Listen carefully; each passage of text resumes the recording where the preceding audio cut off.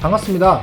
논문 쓰는 남자 논쓰남입니다. 오늘 알아볼 분석은 로지스틱 회귀 분석입니다. 로직 분석이라고도 부르는 로지스틱 회귀 분석은 종속 변수가 명목 또는 서열인 범주형 변수일 때 사용 가능한데요. 여기서 종속 변수를 이루는 응답 범주가 예, 아니요 또는 있음, 없음 등과 같이 두 개의 응답 범주로 구성되어 있다면 이항 로지스틱 회귀 분석, 종속 변수가 3개 이상의 응답 범주로 구성되어 있다면 다항 로지스틱 회귀 분석을 해야 합니다. 반대로 독립변수는 이항이든 다항이든 상관없이 로지스틱 회귀 분석에서 독립변수는 등간 또는 비율인 연속형 변수여야 합니다. 이번 영상에서는 이항 로지스틱 회귀 분석에 대해서 자세하게 다루고자 합니다. 여러분이 SPSS 프로그램에서 데이터를 봤을 때 이항 로지스틱 회귀 분석을 하기 위해서는 종속 변수가 2개의 응답 범주로 구성되어 있어야 하고 0과 1로 코딩되어 있어야 합니다. 만약 0과 1이 아닌 다른 숫자로 코딩되어 있거나 3개 이상의 응답 범주로 구성되어 있다면 다른 변수로 코딩 변경을 사용해서 0과 1로 코딩된 새로운 종속 변수를 생성해야 합니다. 현재 보고 계신 SPSS 데이터에서 종속 변수는 A 질병 여부입니다. 그리고 입력되어 있는 코딩 값을 보면 방금 말씀드린 것처럼 0과 1로 코딩되어 있는데요. 숫자 0은 A 질병을 가지고 있지 않은 응답이고 숫자 1은 A 질병을 가지고 있는 응답입니다. 보통 질병이나 경험이 있을 때 숫자 1을 부여하고 종속 변수에 해당되지 않을 때는 0을 부여해야 로지스틱 회귀 분석 결과를 해석할 때 좀 더 편하고 자연스럽습니다. 그리고 제가 예시로 보여드리고 있는 SPSS 데이터에서 독립변수는 3가지로 준비하였습니다. 첫 번째 독립변수는 우울 정도라는 변수이고 최소 1점부터 최대 5점까지 우울 정도를 나타낸 비율 척도입니다. 따라서 양적 변수이고요. 두 번째 독립변수는 응동 여부라는 변수인데 응답 범주가 2개인 범주형 척도, 다시 말해 명목 척도입니다. 코딩된 숫자 1은 운동을 하고 있음이고 숫자 2는 운동을 하지 않음입니다. 세 번째 독립변수는 연령대인데 3개의 응답 범주를 가지고 있고 이 변수 역시 명목 척도입니다. 코딩되어 있는 숫자 1은 20대, 2는 30대, 3은 40대 이상을 뜻합니다. 이항 로지스틱 회귀 분석도 선형 회귀 분석과 마찬가지로 독립변수는 무조건 등간 또는 비율인 연속형 변수여야 분석이 가능합니다. 따라서 운동 여부 변수와 연령대와 같은 범주형 변수는 더미 변수로 변환하여 로지스틱 회귀 분석을 해야 하는데 흥미롭게도 이 SPSS 프로그램에서 이항 로지스틱 회귀 분석은 더미 변환을 자동으로 할 수 있는 기능이 있기 때문에 굳이 분석 전에 더미 변수로 변환하지 않아도 됩니다. 혹시 더미 변수에 대한 학습이 선행되지 않은 분들은 더미 변수 영상을 보고 오시는 걸 추천드립니다. 논문 쓸 땐 논쓰남. 자, 그럼 이항 로지 분석을 실시해 보겠습니다. SPSS 화면 상단 분석, 회귀 분석, 2분형 로지스틱으로 들어가면 2분형 로지스틱 창이 뜹니다. 0과 1로 코딩되어 있는 종속 변수를 오른쪽 종속 변수 칸에 넣으면 되는데 저는 A 질병 여부를 종속 변수 칸에 넣겠습니다. 다음으로 독립 변수들은 오른쪽 블록 칸에 우르르 넣습니다. 만약 여러분 데이터에서 통제 변수도 넣어야 한다면 블록 칸에 통제 변수도 독립 변수와 같이 넣으면 됩니다. 자, 그런 다음 블록 칸에 넣은 변수 중 더미 변환을 해야 하는 범주형 변수가 있다면 오른쪽 범주형을 누르고 범주형 변수를 오른쪽 범주형 공변량에 넣어주세요. 자, 저는 운동 여부와 연령대가 더미 변수로 변환해야 하는 범주형 변수이기 때문에 운동 여부와 연령대를 범주형 공변량 칸에 넣겠습니다. 그러면 아래 대비 변경에 있는 대비가 활성화되는데 여기서 표시자는 그대로 두고 참조 범주를 처음 또는 마지막 중 하나를 선택하여야 합니다. 참조 범주는 과거 더미 변수 영상에서 설명한 참조 항목과 같은 말입니다. 따라서 범주형 변수가 가진 여러 응답 범주 중 하나의 범주를 0으로 정해야 되는데 운동 여부 변수의 참조 범주를 처음으로 하면 운동 여부에 코딩된 숫자 중에서 가장 앞에 놓인 숫자, 즉 1번으로 코딩한 범주를 0으로 변환하겠다는 뜻입니다.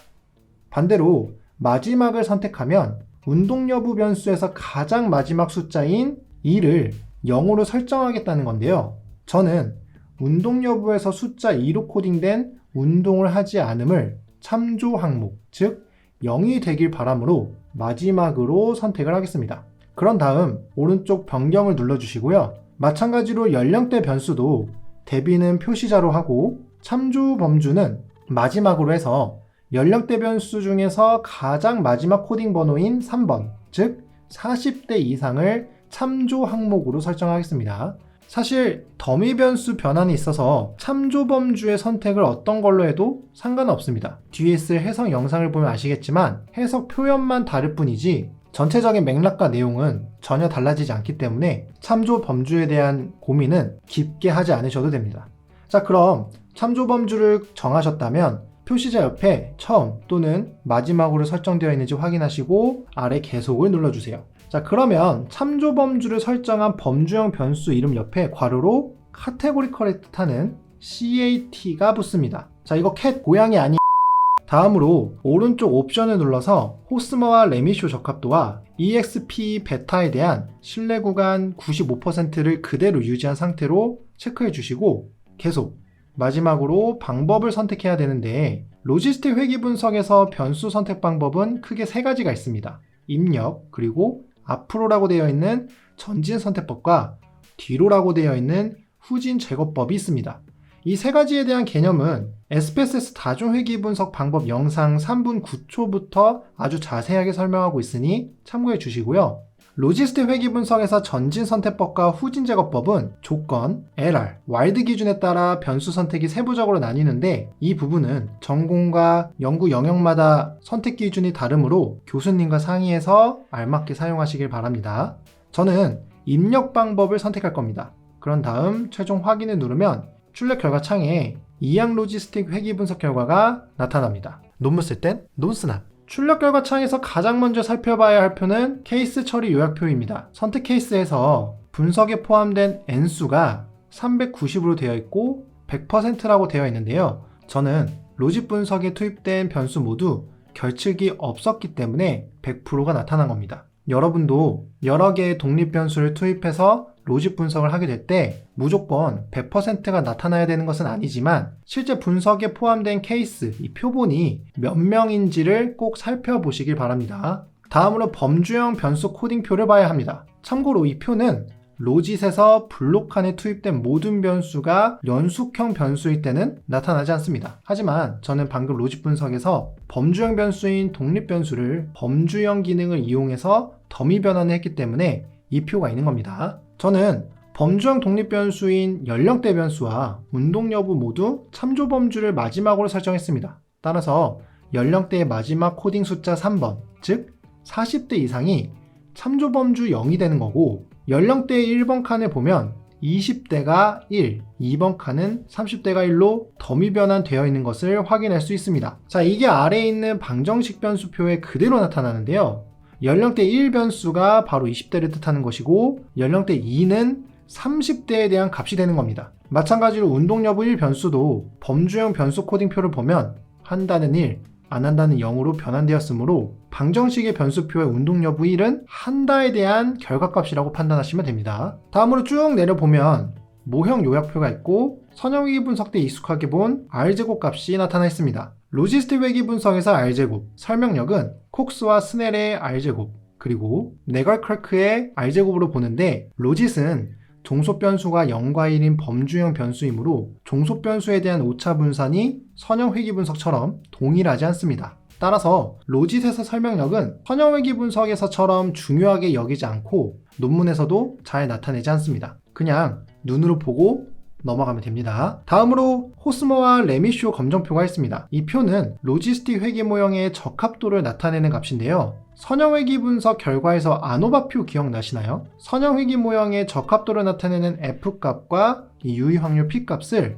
로직 분석에서는 카이 제곱과 P값으로 나타냅니다. 여기서 유의 확률이 0.05보다 크면 모형이 적합하다라는 귀무가설이 채택되며 0.05보다 작으면 모형이 적합하지 않다라는 대립가설이 채택됩니다. 하지만 이 결과도 사실 논문에 잘 표기되지 않으므로 넘어가시면 됩니다. 논문 쓸 땐 논스납. 자, 이제 로짓에서 가장 중요한 표를 봅시다. 로짓 분석의 결과를 논문에 표현하고 해석하기 위해 봐야 하는 표는 바로 방정식의 변수표입니다. 여기서 가장 먼저 살펴봐야 할 값은 유의 확률 P값입니다.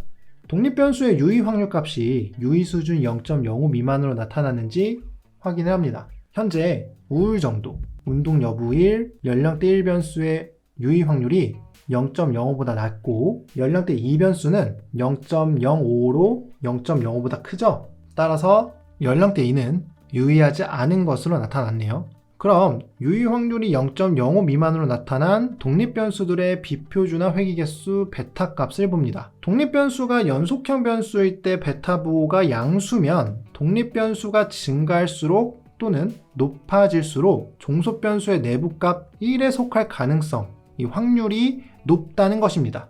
여기서 내부값은 종속변수 인코딩표에 있는 1, 즉 연구자가 종속변수의 숫자 1로 코딩한 범주에 속한다는 뜻입니다. 반대로 베타 부호가 음수면 독립변수가 증가 또는 높아질수록 종속변수의 내부값 0에 속할 가능성이 높다는 것입니다. 우울 정도의 로지스틱 회귀 분석 결과를 방정식의 변수표에서 보면 우울 정도는 연속형 변수입니다. 그리고 유의 확률은 0.01호로 유의 수준 0.05보다 작게 나타났으므로 통계적으로 유의합니다. 이에 회귀개수 베타 값을 보면 0.419로 양수입니다. 그럼 우울 정도가 높을수록 종속변수의 내부값 1에 속할 가능성이 있다고 봅니다. 예시에서 종속변수 내부값 1은 A질병이 있음이므로 우울 정도가 높을수록 A질병이 있을 가능성이 크다라고 할 수 있죠. 그런데 얼마나 큰지는 사실 알 수 없습니다. 그래서 이때 보는 것이 바로 EXP 베타라는 값입니다. EXP 베타 값, exponential 베타 값은 odds ratio, 승산비 또는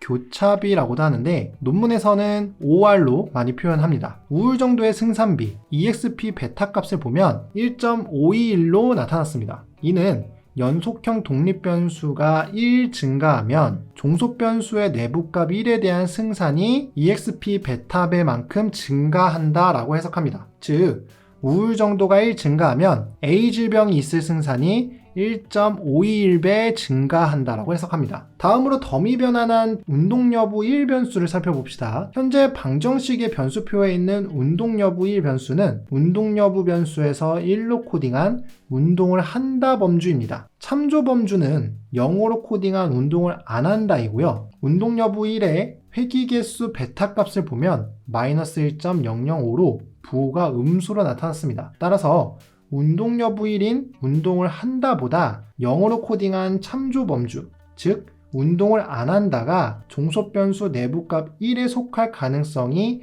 크다고 봅니다. 더미 변수를 볼 땐 참조 범주인 0과 1의 비교라고 더미 변수 회귀 분석 영상에서 설명했었죠. 따라서 베타 값이 음수일 땐 참조 범주가 1로 코딩한 범주보다 더 종속변수 1에 속할 가능성이 큰 겁니다. 만약에 베타 값이 양수였다면 운동 여부 1인 운동을 한다가 운동을 안 한다보다 종속변수 내부값 1에 속할 가능성이 크다고 봅니다. 하지만 지금은 베타 값이 음수로 나타났으므로 운동을 안 하면 운동을 하는 것보다 A질병이 있을 가능성이 큰 거죠. 그럼 얼마나 큰지 승산비를 봐야 한다고 말씀드렸죠. EXP 베타 값을 확인해 보니 0.366으로 나타났습니다. 그럼 해석을 운동 여부 1이 참조 항목보다 종속변수의 내부값 1에 대한 승산이 EXP 베타배만큼 증가한다라고 해야 하므로 운동을 한다가 운동을 하지 않는다보다 A질병에 있을 승산이 0.366배 증가한다라고 해석합니다. 그런데 조금 부자연스럽지 않나요? 증가라는 단어를 썼지만 지금 승산비의 비율이 1보다 크지 않기 때문에 0.366이죠 지금.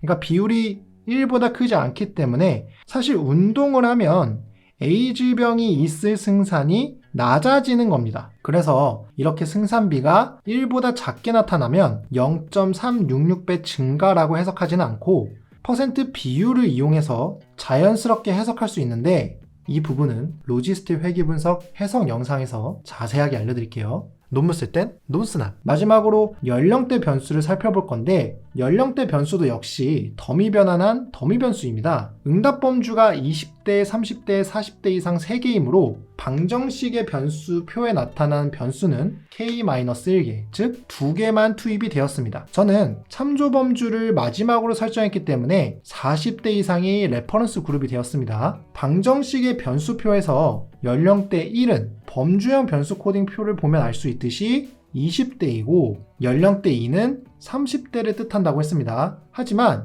연령대 2변수는 유의 확률이 유의 수준 0.05보다 크게 나타나 유의하지 않으므로 0.05 미만으로 나타난 연령대 1의 회귀개수 베타값만 확인하면 됩니다. 지금 보면 베타값이 마이너스 1.205로 부호가 음수입니다. 따라서 연령대 1보다 참조 항목이 종속변수 1에 속할 가능성이 크다. 다시 말해서 20대보다는 40대 이상이 A 질병을 가질 가능성이 크다라고 할 수 있습니다. 승산비를 보면 EXP 베타 값이 0.300이므로 20대가 40대 이상보다 A 질병을 가질 승산은 0.300배 증가한다라고 해석할 수 있습니다. 이 문장도 해석이 잘못된 건 아니지만 20대가 0.300배 증가한다는 것은 배율이 1을 넘지 않으므로 20대보다는 40대 이상의 A 질병을 가질 가능성이 있다는 건데 이 또한 표현이 좀 자연스럽지 못하죠. 따라서 이 부분도